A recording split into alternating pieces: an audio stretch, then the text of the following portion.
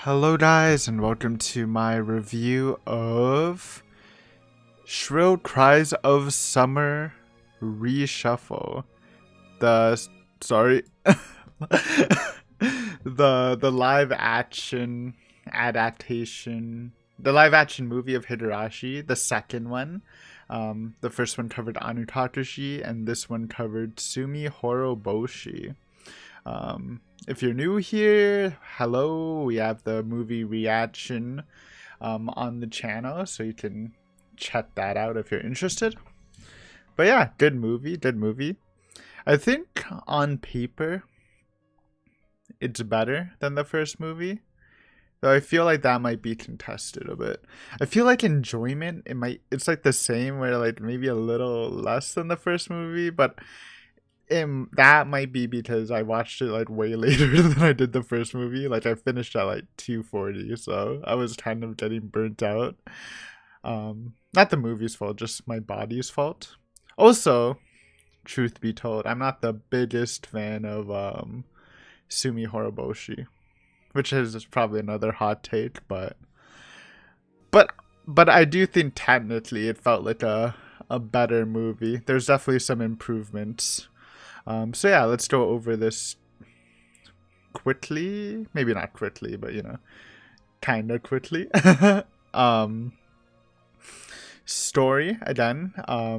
Like the first movie, it kind of had bits and pieces of other arcs. But overall, it does streamline into Sumi Horoboshi. I thought it was gonna like branch off a lot more with the beginning when they replaced the Angel Mort thing with the game tournament from Watanabe, and then they had the baseball game from Totoro Goroshi. So I was like, oh man, this seems a little crazy, but it streamlines pretty fast. I think overall, I think maybe the biggest negative to the movie story wise is they did take away a lot of the scenes that builds up Rena's paranoia before the big climax of the school thing. They basically pin a lot of her paranoia building up to the fact that Mion moves the bodies and Takano stuff. Like they kind of take out the garbage dump stuff with Keiichi and with Rita and Rena, and also Keiichi and Rena. They take away the whole plot of the Sonozakis and the police chasing Rena, which obviously makes her paranoia go up. And yeah, basically that's probably the main stuff they take away, or like they kind of take away Keiichi's and Rena's like partnership, where Keiichi tells Rena, or Rena tells Keiichi the parasite theory, and they kind of become partners for a bit.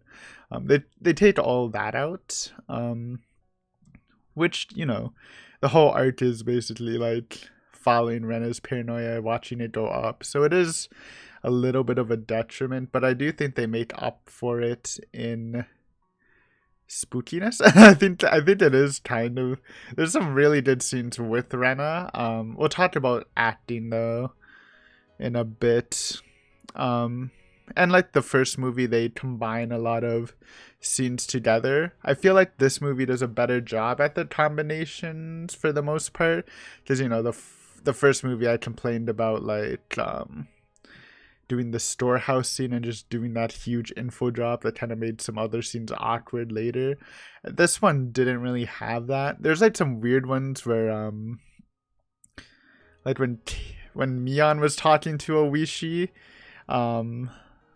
which kind of reminisced Mion talking to Keiichi, where Mion kind of convinces Keiichi that the parasite theory isn't real.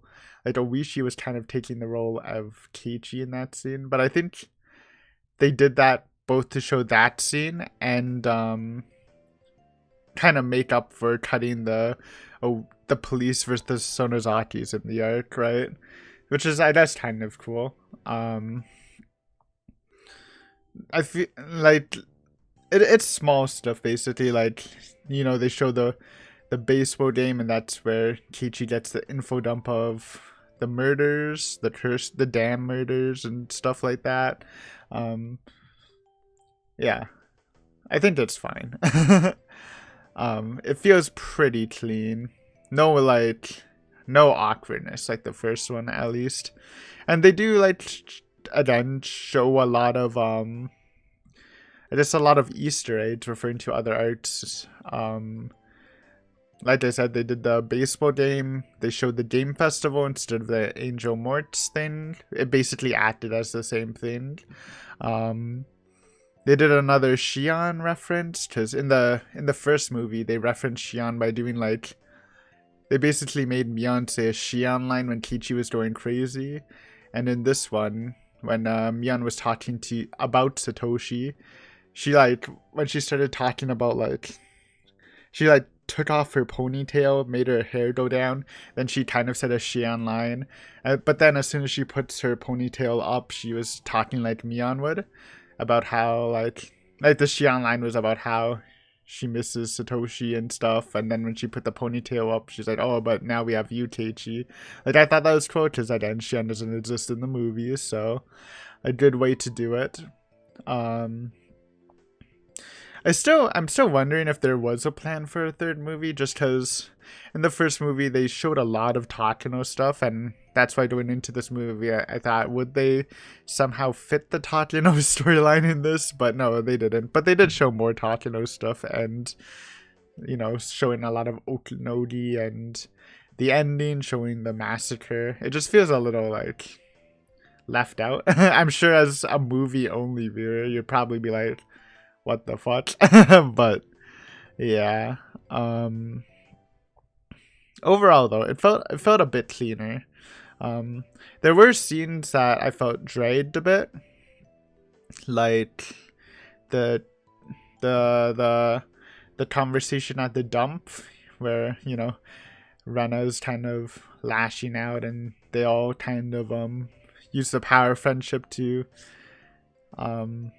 I don't know, unify again. I've never liked that scene, so obviously I wasn't gonna like it in the movie. Though I thought it was fine for the most part, but then it just kept dragging on and on. It was kind of funny. Like when Rena was freaking out, she'd run to one spot, do some dramatic line, everyone would crowd around, then she'd just run to another spot. It looked funny, but yeah, not my favorite scene. Same with the school stuff. Just the final battle. Honestly, the final battle didn't look that bad. If you've seen my visual novel reading, I freaking hated it. Not hated. I just disliked the Rena versus Keiichi thing at the end, since it dragged so much. It was better in the anime. This one, it was kind of funny seeing it in real life, because you definitely can't make it as cool as you can in both novel and anime format. But it wasn't it wasn't horrible. But yeah, story wise, I just improvements, some small stuff, and maybe some personal bias by me. Let's talk about characters, because I think it's basically almost like an improvement all around. I'll be honest, Keiichi definitely didn't have as big as a role as he did in the other movies, so can't say much about him. I think it was solid. Mion, again, not as big as a role. I thought she might have a bigger one, just from that that new scene with Keiichi and Mion on the roof at the beginning, where I'm like, oh my god, are they still gonna somehow ship Keiichi and Mion in this one again, even though it's Rena's route? They don't, by the way. But she was good too. She makes a really good crying face, man. She uses it so much throughout the movie. Rena was definitely the star of the show, which, to be honest, she should be in Sumi Horoboshi. But she really killed it. Again, the road to paranoia wasn't really there for them in the movie, but like the performance by Rena, spooky, unhinged Rena was really good. Love the little jump scare, which was visual novel or movie only, where it seems like she killed Shia, but she didn't, and it's freaking like, I don't know, she has really poofy hair like that scary lady from Harry Potter. I don't know her name because I don't really know Harry Potter, but I just remember finding her scary as a kid. But Rena killed it, man. I thought she did really good. Takano, my criticism of the last movie for Takano was that they showed way too much creepy Takano and not enough teasing Takano. I think they showed more teasing Takano while still being creepy, so definitely an improvement. I approve. Probably the biggest change in the cast, though, was they changed the actor for Oishi. And you know what? I'm not going to pretend I know the circumstances for that, but I do feel a little vindicated because I felt like Oishi was the worst part of the last movie, and I was happy to see him go. Sorry, I know he's a famous actor, and I don't know if you're a fan of his, but it just didn't work. And it's funny because they replaced him with another famous actor, so I'm pretty sure that guy is the most famous person of the cast again in Oishi's role. I've seen him before. I'm pretty sure he was in Anata no Bandasu. Desu? It's been a billion years since I saw that. Good J-drama, by the way, if you can find it, even though I butchered the name. But yeah, I thought his performance was a lot better. Now, it's not perfect, but you can't really say anybody's is. He wasn't really intimidating like Oishi, but at least like the gestures, the kind of playful threatening nature of Oishi. I just like, yes, he is intimidating, but he's not like scary like Oishi. Like Oishi can get scary when he's serious. You don't really feel it from this guy, but a lot more Oishi than the previous actor. So I was happy about that.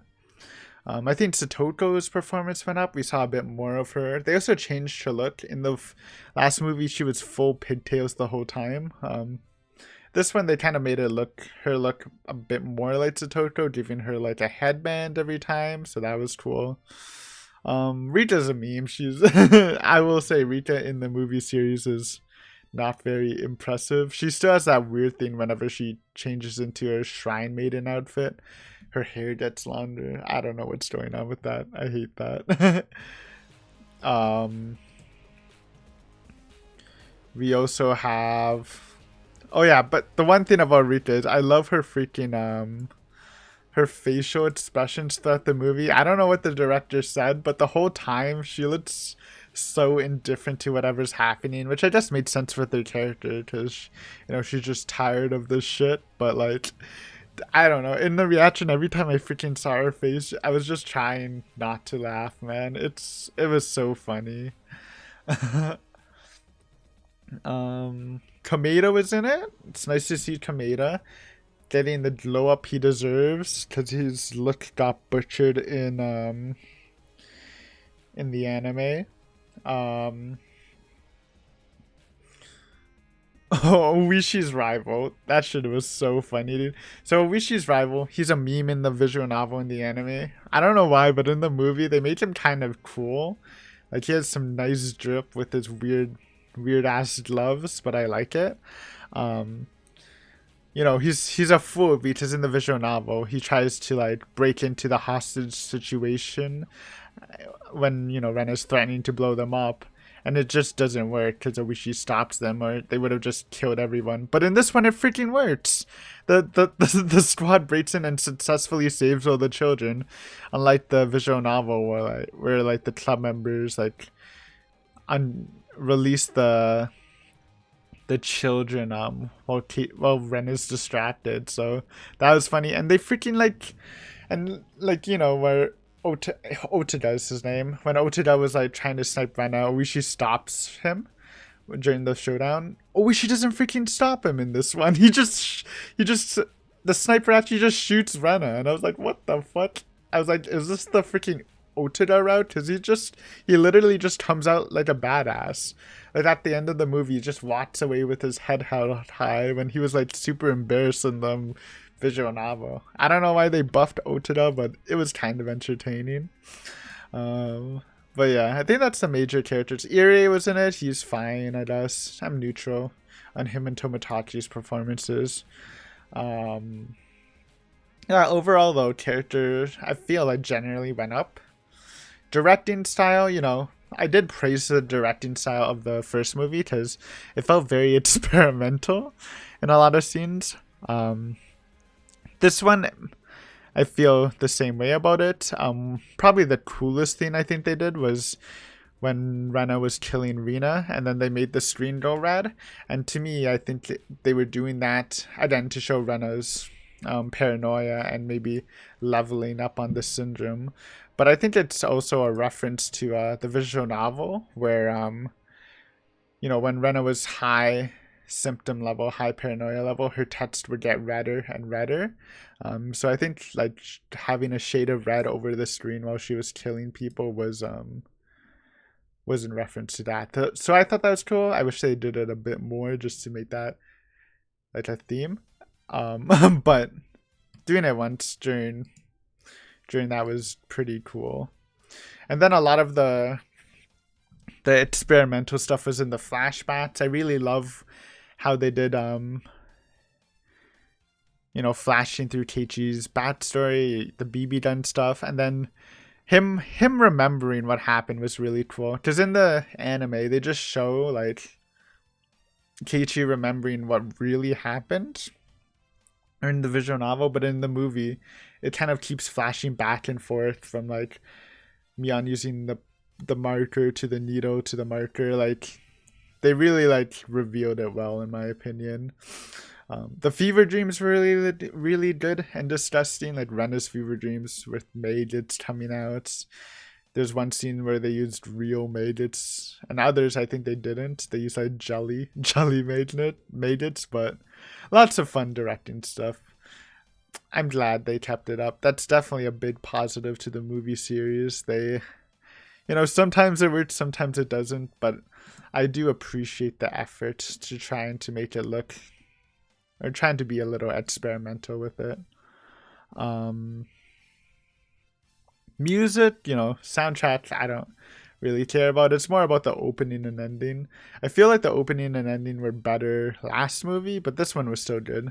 I think I don't know if it's on purpose, but like the opening did like feel a lot like a visual novel opening. Like there's a lot of stills throughout it and transitions and stuff. So I think that was on purpose. And if it was, that's pretty dope.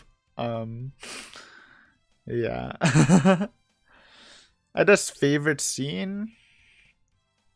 It's hard to say. And then the flashbacks were really good. Or Teichi's like realization, Rena's flashbacks were really good. The spooky, I mean, maybe it's just Rena's performance, man. Rena did so well. So well. I'm happy with it. She really killed the unhinged Rena. Like her shrieks during the Keiichi Rena final duel they were kind of terrifying, dude. She sounded like a freaking wild animal. So I love that about it. Least favorite scene? I don't probably the dumpster talk, but I don't. It's just in general my least favorite Sumi Horoboshi moment probably. But yeah, I think that's it.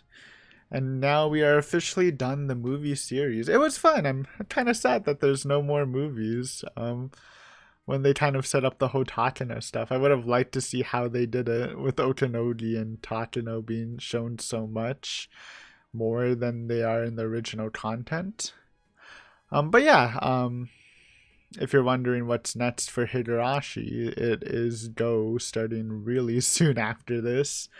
And yes, I know there's a live action series, TV series on this. We will get to it sometime next year. Probably, to be honest, probably after we finish Sotsu. So it'll be a bit, but we'll get to it. See some new new actors playing the roles and see how they do. But yeah, overall fun movie. Fun movie series. Glad I checked it out. Honestly, kind of better than I expected. I just like, I don't know, low expectations. Probably shouldn't, honestly, since Higurashi's a good enough story where it's hard to mess it up really hard. And maybe I was just being affected by the freaking Dread Out movie live action version, which was just not that good. But yeah, good stuff, good stuff. Thank you for watching this review. Hopefully you enjoyed. If you have any thoughts on the movie, feel free to leave a comment. I'm more than happy to read them. And yeah, that'll wrap it up. See you later, hopefully, with some more Higurashi or anything else you liked on the channel. But that's it for now. Peace. Have a great day and night. Bye.